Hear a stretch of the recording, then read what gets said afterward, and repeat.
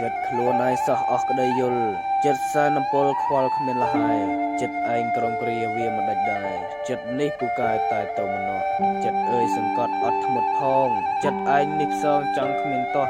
ចិត្តគួរតែគ្រប់ឈប់ចាក់កោះចិត្តដូចភ្នែកម្នោះលាស់តែទុកចិត្តមួយតម្កល់ដល់ក្តីស្ងប់ចិត្តគួរបញ្ចប់ស្អប់ភាពស្មុគចិត្តមួយប្រកាសអត់ចាប់ចុកចិត្តមានក្តីសុខទុកចាក់ឆ្ងាយ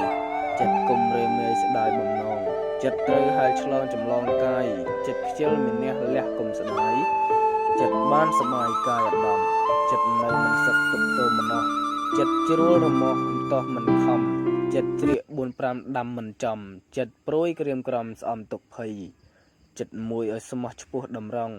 ចិត្តខំចិត្តចង់ផ្សងជោគជ័យចិត្តគិតហើយធ្វើមើលរាល់ថ្ងៃចិត្តយល់អត្ថន័យក្តីព្យាយាមចិត្តខ្លួនឯងសោះអស់ក្តីយល់ចិត្តសែនអំពើខ្វល់គ្មានលហើយចិត្តឯងក្រំគ្រាវាមិនដាច់ដែរចិត្តនេះពូកែតែទៅម្នោះចិត្តអើយសង្កត់អត់ធ្មត់ផងចិត្តឯងនេះផ្សងចង់គ្មានតោះចិត្តគួរតែគ្រប់ឈប់ចាក់កោះចិត្តដូចភ្នែកម្នោះលាស់តែទុកចិត្តមួយតម្កល់ដល់ក្តីស្ងប់ចិត្តគួរបញ្ចប់ស្អប់ភាពស្មុគ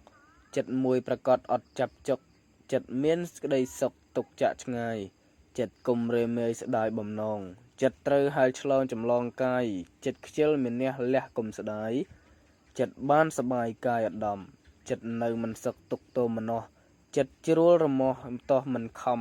ចិត្តជ្រៀក4 5ដាំមិនចំចិត្តព្រួយក្រៀមក្រំស្អំទុកភ័យចិត្តមួយឲ្យស្មោះឈ្មោះតម្រង់ចិត្តខំចិត្តចង់ផ្សងជោគជ័យចិត្តគិតហើយធ្វើមើលរាល់ថ្ងៃចិត្តយល់អត្ថន័យក្តីព្យាយាម